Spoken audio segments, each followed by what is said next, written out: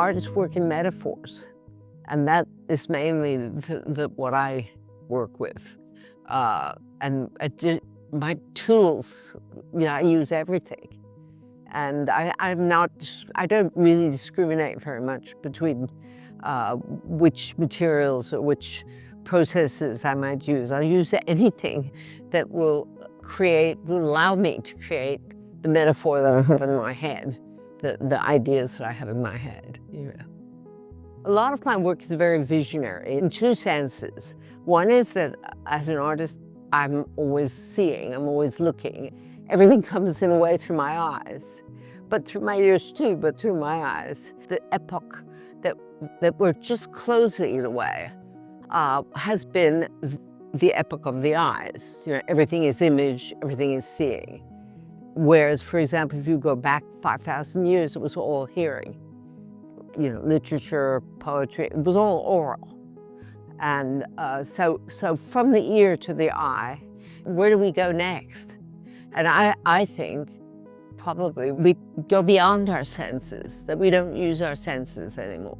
Because what is more and more being used to understand the cosmos is data. So data doesn't mean that we see anything or hear anything. We just look at the numbers and the interference between them, and we understand. If you look at the first work that I have in this show, which is called Prism Flares, but we're calling it Cosmic Flares, it connects two parts of my work, or two interests that I had. One which was in reflections, in the photon, the idea of the photon. The idea of the paradox between the photon having two possible states of being, both one which is a particle and the other which is a wave. So in the 60s, I began to work with light. And I was very interested in the reflections of light and the way in which light had its own language. And because I've always written, both as an author and as an artist, light for me became a form of communication, which is what it now is. I actually worked in the late 70s with a company in London called BICC. They provided all the communications, telephone, whatever it was, telegraph. And copper wire just became too small. It couldn't contain all of it. So there was these two possibilities. One was Italian, and it was fiber optics, which was invented in Italy.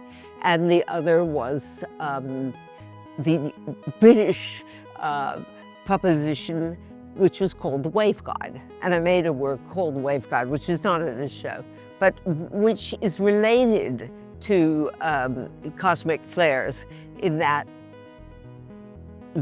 light speaks, and it speaks through a reflection and shows you a different way of looking at form.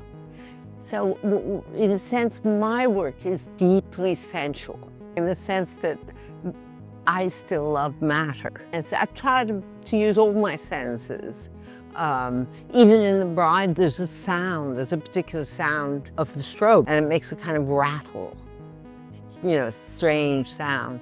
I have used sound quite a lot in my work. The Bride started really end of the 70s, early 80s. I started trying to imagine a different way of looking at the feminine. All my work, from Liquid Reflections, is a deeply female, feminine vision of technology, industry, science, the cosmos.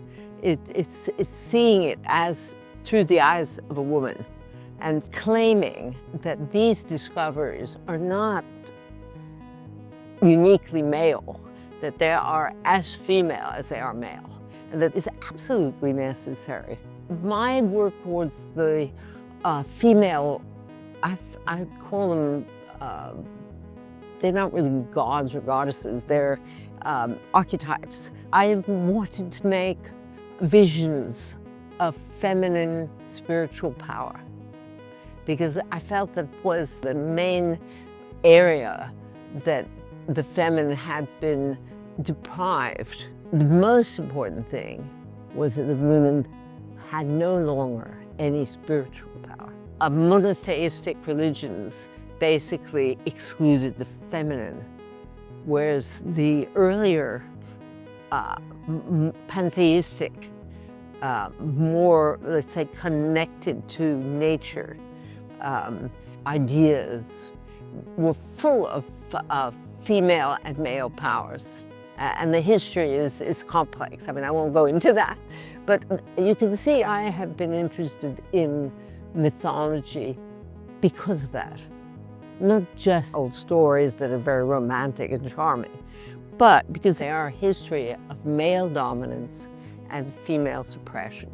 And I'm talking about that mainly in terms of spiritual. I'm talking about the fantasies in one's head. And that's why art's important. That is what we can give, I think, as artists, is that we can give people a richer inner world. I think it's essential for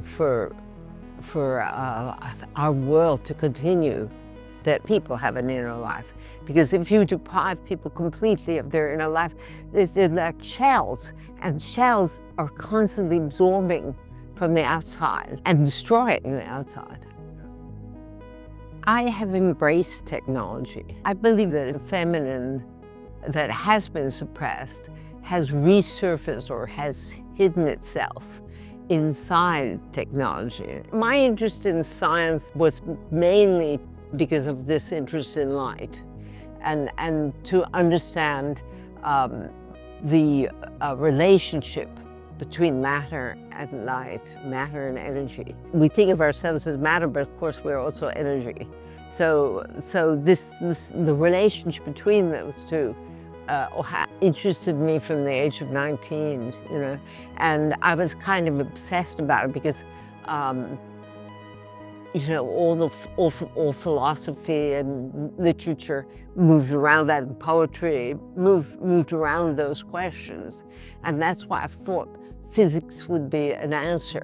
And I didn't study physics. My studies were in Italian and they were literary, but I became very interested in it because I thought that we could wipe away all the external imagery and get right down to the essence of what reality is.